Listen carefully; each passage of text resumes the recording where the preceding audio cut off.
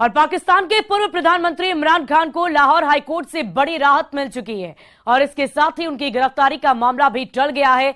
इमरान खान ने 22 फरवरी से शहबाज सरकार के खिलाफ जेल भरो आंदोलन का ऐलान किया है। ऐसे में लाहौर हाईकोर्ट के इस फैसले को इमरान खान के लिए बड़ी संजीवनी बताया जा रहा है।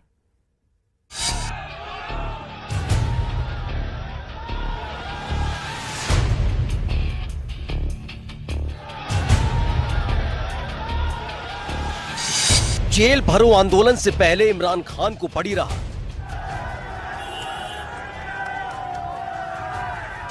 लाहौर हाईकोर्ट से इमरान को मिली जमानत।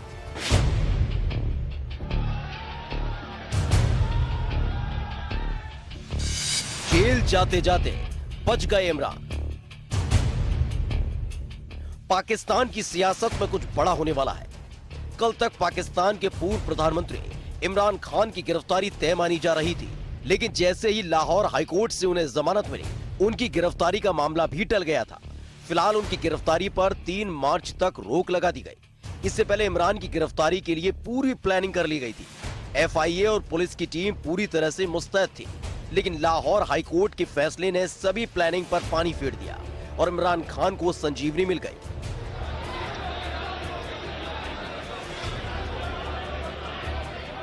जिस वक्त इमरान खान की पेशी हो रही थी, उस वक्त लाहौर हाईकोर्ट के बाहर उनके समर्थकों का जमावड़ा लगा हुआ था। PTI के हजारों कार्यकर्ता इमरान खान के लिए दुआ मांग रहे थे, तो दूसरी तरफ इमरान खान के खिलाफ नारे लग रहे थे।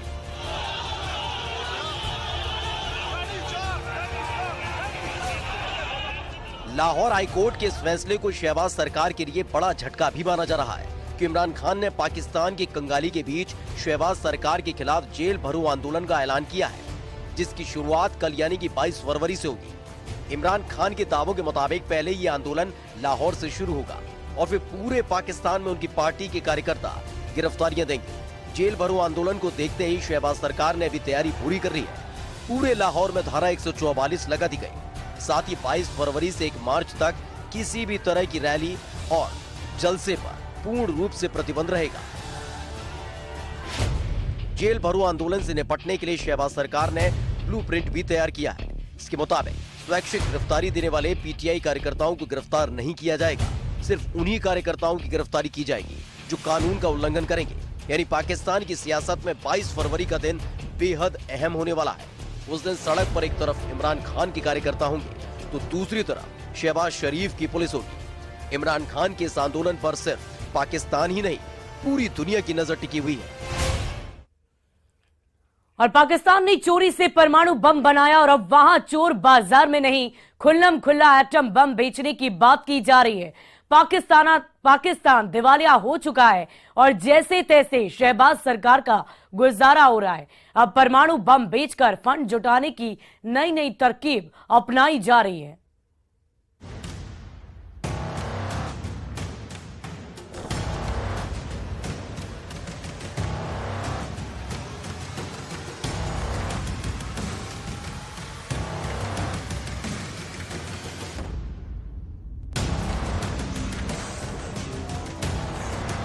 पाकिस्तान का परमाणु बम बिकाऊ है। हम अपना न्यूक्लियर और मिसाइल प्रोग्राम एक्सपोर्ट करेंगे अपने दोस्त मुल्कों को, और आप खुल के ऑफर करें सऊदी अरब को, खुल के ऑफर करें टर्की को, खुल के ऑफर करें ईरान को, और इंटरनेशनल लेवल पर करें, दुनिया के सामने करें कि पाकिस्तान अपने न्यूक्लियर वॉरहेड्स, हमारे पास अगर 150 वॉरहेड हैं और हम उसमें से 5 वॉरहेड सऊदी अरब को फरोख्त कर दें और 5 टर्की को फरोख्त कर दें, तो हमें फर्क ही कोई नहीं पड़ेगा।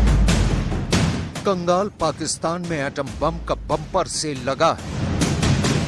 बेचना किसे है, दाम कितना है, सब कुछ तय है। ये बताने वाला मुल्क का मशहूर मिलिट्री एक्सपर्ट है।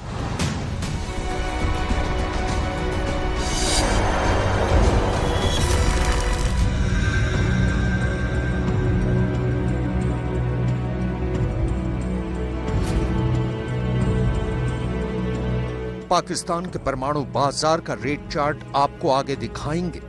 अभी पाकिस्तान की हालत कितनी बद से बदतर हो चुकी है, ये जानना हो तो आतंकिस्तान के बाद दुनिया में कंगालिस्तान के नाम से मशहूर इस मुल्क के रक्षा मंत्री को सुनना जरूरी है। आपने सुना होगा डिफॉल्ट हो रहा है या दिवालिया हो रहा है या मेल्टडाउन हो रहा है, वो हो चुका हुआ है। हमारे मुल्क के इस वक्त हालात है, हम एक दिवालिया मुल्क के रहने वाले हैं। हमें 200-300 मिलियन डॉलर के लिए मैंने खुद देखा है मिन्नतें करते हुए अपने हुक्मरानों को, मैं उनके साथ होता हूं। पाकिस्तान में 2 वक्त की रोटी के लिए आटे का घनघोर संकट है। महंगाई का विस्फोट ऐसा है कि चिकन तो छोड़िए, अंडा भी आवाम के लिए मुहाल है। कर्जखोर हुकूमत ने पाकिस्तान का ऐसा हाल किया कि करीबी देश भी मदद से मुंह मोड़ चुके हैं। पहले से ही भारी भरकम कर्ज का ब्याज तक न वसूल पाने के बाद अंतर्राष्ट्रीय मुद्रा कोष भी और कर्ज देने में आनाकानी कर रहा है। ऐसे में अब पाकिस्तान के रक्षा विशेषज्ञ सरकार को दुनिया भर में असुरक्षा के सबसे बड़े खतरे एटम बम बेचने का मशवरा दे रहे हैं। बस तुम्हारे पास कोई ऑप्शन नहीं है सिवाय इसके कि हम मुसलमान और दोस्त मुल्कों को अपने न्यूक्लियर वॉरहेड्स फरोख्त करें। किसी का बाप नहीं रोक सकता आपको ये करने से। ना वो आप पर हमला कर सकते हैं, ना वो आपको धमकी दे सकते हैं। इनकी जानें निकल जाएंगी अगर पाकिस्तान ये ऑफिशियल एक नेशनल लेवल के प्लेटफॉर्म से इसको ऑफिशियल पॉलिसी डिक्लेयर करे। पाकिस्तान की खिल्ली पहले से दुनिया भर में उड़ती रही है और अब वहीं के सैन्य विशेषज्ञ ने चोरी से परमाणु बम हासिल करने और फिर उसे पर्दे के पीछे से बेचने की कोशिश का सच बयां कर पूरी दुनिया में इस मुल्क की जग हंसाई कराई है। हमने पूरी दुनिया से स्मगल करके, चोरी करके, दुनिया के कवानीन को बाईपास करके, स्मगल करके हमने अपना न्यूक्लियर प्रोग्राम बनाया और अल्लाह के फजल से अपने जोर बाजू पे बनाया। किसी के बाप की मजाल नहीं है कि हमें रोके कि हम इस टेक्नोलॉजी को एक्सपोर्ट नहीं कर सकते। हमने हाफ हार्टेड छुप छुप के एफर्ट्स की थी शुरू में। कजाफी हमसे लेना चाहता था, ईरान हमसे लेना चाहता था, डर के मारे हमने छोटे मोटे डिजाइन, वो जो डॉक्टर कदीर केस हुआ था इतना मशहूर मुशर्रफ के दौर में, ले इसको खुल के करें। ये बात दुनिया जानती है कि टैलेंट के बूते एटमी टेक्नोलॉजी हासिल करना पाकिस्तान के बस की बात नहीं। ऐसे में अब जैसे परमाणु तकनीक जुटाई, वैसे ही उसे सरेआम बेचने की पेशकश तक हो रही है। पाकिस्तान के एक टॉप मिलिट्री एक्सपर्ट ने सरकार को एटम बम बेचने की सलाह दी है। इसके लिए बाकायदा रेट लिस्ट और खरीदार भी फिक्स कर दिए गए हैं। अब आपको बताते हैं कि आखिर कौन कौन से देश पाकिस्तान से परमाणु हथियार खरीदने वाले हैं। पाकिस्तान के मिलिट्री एक्सपर्ट जैद हामिद की सलाह अगर शहबाज शरीफ सरकार ने मंजूर की तो चोर बाजार में परमाणु बम सऊदी अरब, तुर्की और ईरान को बेचने की मंशा है। जिसकी जैसी हैसियत उससे उतनी कीमत वसूलने का प्लान है। जैद हामिद ने सऊदी अरब को 5 एटम बम के एवज में 2,06,825 करोड़ रुपए वसूलने की सलाह दी है। तो तुर्की से कम 1,65,461 करोड़ वसूलने की नसीहत दी है। आप आराम से सऊदी अरब आपको 2 अरब, 4 अरब, 5 अरब डॉलर एक वॉरहेड के देगा। 5 वॉरहेड सऊदी अरब को दे दे, 25 अरब डॉलर आपको 1 घंटे में देगा। आप टर्की को 5 वॉरहेड दे दे, 20-25 अरब डॉलर। मुल्क की बर्बादी का ठीकरा कैसे एक दूसरे पर फोड़ने की होड़ मची है, ये फिलहाल इतना जान लीजिए कि पाकिस्तान की शहबाज सरकार को परमाणु बम बेचने की सलाह कोई पहली बार नहीं मिली है। खर्च चलाने और घोषित कंगाल मुल्क की फहरिस्त में शुमार होने से बचने के लिए पाकिस्तान का हर खासो आम एटम बम बेचने की हिमायत कर रहा है। एटम बम बेचो, कर्ज उतार दो और पाकिस्तान बचा लो। इतने मकरूज हो गए हैं ये लोग, इतने मजबूर हो गए हैं ये लोग अपने न्यूक्लियर वेपन तक सेक्रीफाइस करने को तैयार हैं। तो इतनी चीजें बेच रही हैं तो ये बेचते उन्हें शर्म तो नहीं आएगी? ये भी बेच देंगे। हमारे पास इतना ज्यादा रखने की जगह भी नहीं है तो सेल इट। और बहुत सी ऐसी कंट्रीज हैं जो आपका पूरा का पूरा कर्जा उतार देंगी और आपको शायद ऊपर से देंगे।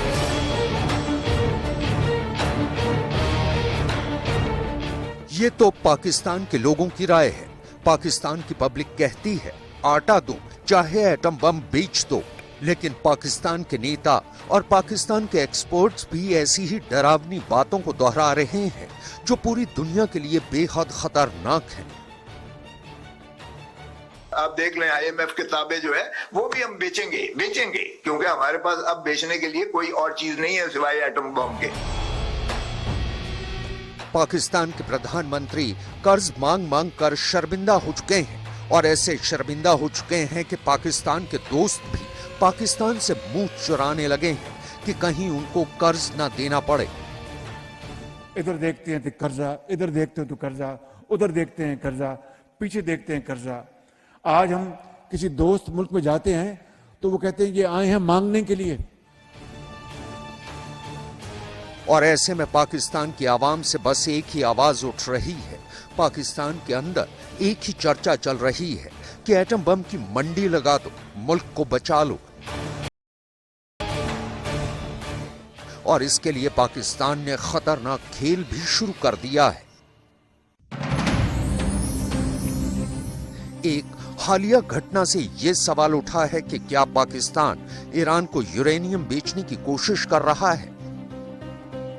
दरअसल बीते जनवरी के महीने में ब्रिटेन से एक बेहद खतरनाक खबर आई। लंदन के हीथ्रो एक्सपोर्ट पर भारी मात्रा में यूरेनियम पकड़ा गया। इस यूरेनियम से एटम बम बनाया जा सकता है। यह यूरेनियम पाकिस्तान से भेजा गया था। पाकिस्तान से ब्रिटेन में मौजूद एक ईरानी कंपनी को यूरेनियम भेजा गया था। सवाल यह है कि क्या जिस पाकिस्तान ने ईरान और उत्तर कोरिया को परमाणु बम बनाने की तकनीक बेची है, अब उसी पाकिस्तान ने एटम बम बनाने के लिए जरूरी यूरेनियम सप्लाई के लिए भी ईरान से क्या कोई सीक्रेट डील की है और इसके बदले में पैसे आखिर कौन ले रहा है? पाकिस्तान के पास कितने एटम बम हैं, ये जानना भी बेहद जरूरी है। एक रिपोर्ट के मुताबिक पाकिस्तान के पास 165 एटम बम है और अब इसी जखीरे में से कुछ परमाणु बम बेचकर कर्ज उतारने और कंगाली दूर करने की मांग पाकिस्तान में जोर पकड़ रही है। मैंने किसी से पूछा था कि भाई क्या कर्ज मिल सकता है पाकिस्तान को, कहता है 150 बिलियन डॉलर्स आपको ओवरनाइट कर्ज दिला सकते हैं। अच्छा, मैंने कहा अच्छा, और किस चीज को हम क्या मॉर्गेज करेंगे? हंस के कहता है न्यूक्लियर वेपन्स। 150 हमारे कर्ज सब चले जाएंगे। बात बिल्कुल साफ है, पाकिस्तान की बदहाली और कंगाली दुनिया के लिए बहुत बड़ी मुसीबत लेकर आ सकती है, क्योंकि पाकिस्तान में एटम बम की सेल लगाने की बहस चल रही है। कर्ज पर पाकिस्तान के मौजूदा प्रधानमंत्री का रोना धोना भी सुन लीजिए। हम एटमी ताकत जरूर बन गए अल्लाह ताला के फजल करम से। अगर एटमी ताकत आज ना होती तो हमारे आज मामलात और भी ज्यादा कॉम्प्लिकेटेड होते, लेकिन कम से कम एटमी ताकत ने पाकिस्तान की सरहदों को हमेशा के लिए महफूज कर दी और आज 75 साल बाद आज कशकोर लेके फिर पाकिस्तान में महंगाई सारे रिकॉर्ड तोड़ चुकी है। पाकिस्तान में महंगाई दर 38.42% पर पहुंच गई है। दूध का दाम 250 रुपए तक पहुंच चुका है तो चिकन का भाव 1000 रुपए को क्रॉस कर चुका है। आटे का रेट फिलहाल करीब 120 रुपए प्रति किलोग्राम है तो पेट्रोल 250 रुपए लीटर बिक रहा है। ऐसे हालात के लिए इमरान खान के करीबी नवाज शरीफ एंड फैमिली को जिम्मेदार ठहरा रहे हैं, तो नवाज शरीफ का परिवार इसके लिए इमरान खान को कसूरवार ठहरा रहा है। भगोड़े लोग हैं, बुज़दिल लोग हैं, चोर, डाकू, लुटेरे, बेईमान मुल्क को IMF के चंगल में डालने के बाद अब बड़ी तकरीरों के लिए उस डाकू को बुलाओ ना, नवाज शरीफ को, जो सारा इवन फील्ड बताओ ये किसका लंदन में, ये कहां से आया? इतना ही सवाल है ना कि अदालत ये पूछती है कि ये माल कहां से आया। IMF का मुआहिदा नहीं है जिसका मुजरिम इमरान खान है, जिसको ये खातूने खाना कहता था ना अपनी, ये जो खातूने खाना किसको कहता था? वो मुल्क का हाल ये IMF की वजह से नहीं हुआ, ये उस खातूने खाना की वजह से हुए जो असल में खातूने खाना थी। दावे के मुताबिक पाकिस्तान के पास सिर्फ 21 दिन का खर्च बचा है। ऐसे में सवाल ये कि अगर और कर्ज नहीं मिला तो क्या वाकई पाकिस्तान में एटम बम की मंडी खुल जाएगी? और बाइडेन की कीव दौरे के बाद जेलेंस्की के तेवर बदल गए। रूस को लेकर वो पहले से ज्यादा हमलावर नजर आ रहे हैं। बाइडेन के सरप्राइज विजिट के वक्त एक तस्वीर सामने आई जहां बेलारूस में यूक्रेन ने अपना सबसे बड़ा युद्धाभ्यास शुरू कर दिया है। हमारी ये रिपोर्ट देखिए।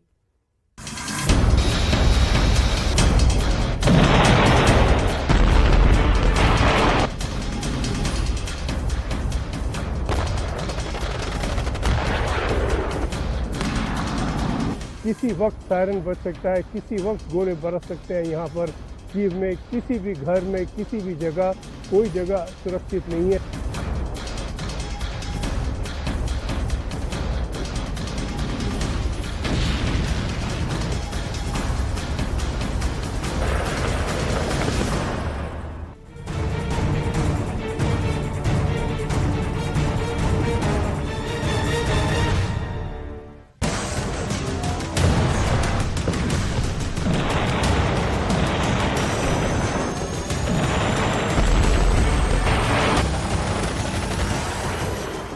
रूस के अंदर 24 फरवरी की तैयारी चल रही थी। मॉस्को में जगह जगह इस तरह के साइन बोर्ड के जरिए खुद की जीत का दावा रूस कर रहा है, जिसमें लिखा गया कि 23 फरवरी जीत के लिए, हमारे लोगों के लिए, सच्चाई के लिए। पूरी दुनिया की निगाहें रूस पर टिकी हुई थी कि आखिर युद्ध के 1 साल होने पर रूस अपने किस घातक हथियार के जरिए फिर से कीव को दहलाने की कोशिश कर सकता है। लेकिन इसी बीच एक खबर ने मॉस्को की नींद उड़ा दी। ये तस्वीर पुतिन के लिए, ये तस्वीर मॉस्को के लिए, ये तस्वीर पूरी दुनिया के लिए दंग कर देने वाली थी, क्योंकि ये मुलाकात ऐसे वक्त पर ऐसे शहर के अंदर हो रही थी जब रूस और यूक्रेन के बीच जारी जंग को 1 साल होने जा रहा है। उसी बीच अमेरिका के राष्ट्रपति जो बाइडेन बिना किसी पूर्व सूचना के कीव पहुंच चुके थे। एक साथ कदम ताल करते हुए जेलेंस्की और बाइडेन की इस तस्वीर ने रूस को आग बबूला कर दिया था, लेकिन बाइडेन की सरप्राइज विजिट ने यूक्रेन में जान फूंकने का काम किया। जेलेंस्की का जोश आई, पुतिन को आंख दिखाई। जेलेंस्की से मिले बाइडेन, पुतिन को हुई टेंशन।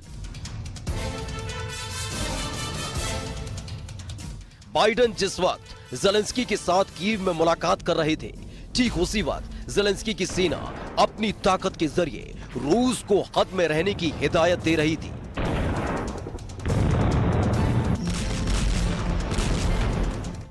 सरजमीन जरूर यूक्रेन की है, लेकिन उसी जमीन पर बरसते गोलों ने रूस की जमीन को हिलाकर रख दिया। यह तस्वीर यूक्रेन से सटे बेलारूस की सीमा की है, जहां यूक्रेन के सैनिकों ने युद्ध अभ्यास शुरू कर दिया। टैंक गरजने लगे, गोलियों की तड़तड़ाहट से इलाका गूंज उठा। बेलारूस के बॉर्डर पर यूक्रेन के इस युद्धाभ्यास ने सीधा और सटीक संदेश रूस तक पहुंचा दिया है कि अगर वो युद्ध के 1 साल होने के मौके पर यूक्रेन को घाव देने की कोशिश कर रहा है, तो यूक्रेन भी पूरी तरह तैयार है।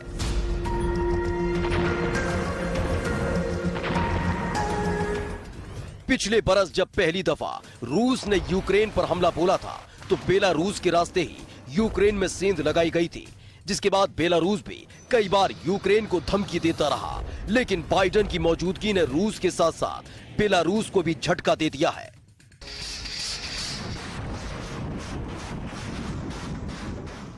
जिसके बाद यूक्रेन ने अपनी जमीन से एक सख्त संदेश जारी किया। Наступ противника безпосередньо тут з напрямку Республіки Білорусь, а також не допустити висадки відповідних десантів. युद्ध शायद इसी को कहते हैं कि न जाने कब, कैसे और कहां रुख पलट जाए। कल तक जिस रूस की एक एक हरकत पर लोगों की निगाहें टिकी हुई थी, वहीं अब यूक्रेन पर फोकस है कि आखिर बाइडेन के सरप्राइज विजिट के दौरान ज़ेलेंस्की को कौन कौन से सरप्राइज गिफ्ट मिले हैं।